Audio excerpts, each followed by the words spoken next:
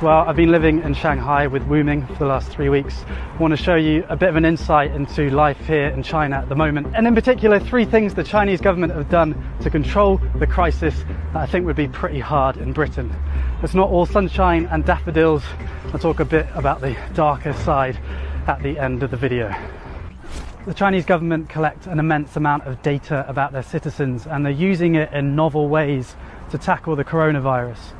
Every time Wuming and I want to leave the apartment complex, she's got to scan her face, and those images, as well as the images from all the CCTV cameras in China, of which there are about 200 million, are fed into a central database and then analysed using machine learning. So it means basically if you're in sight of a camera, with about 5 on this crossroads, then it's likely that the Chinese government have analysed your face and know where you are. Another big source of data is the WeChat app. You might have heard of it.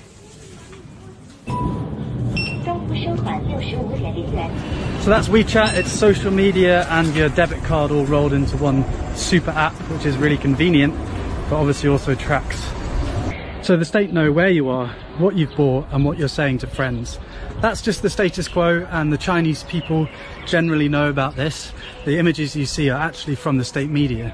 But they're using this data to try the highest tech epidemic control ever attempted. So if you get ill in China and you go to a hospital, the hospital will register with the authorities, and the authorities will pull your name down from this big database. And they have an algorithm that will be able to tell you all the different places that you've been in the last 14 days and all the people that you might have been in contact with.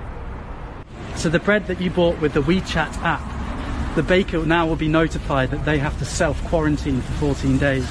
And the people that you were next to on the flight, they now have to self-quarantine for the next 14 days. Every single citizen has a code, red, amber or green.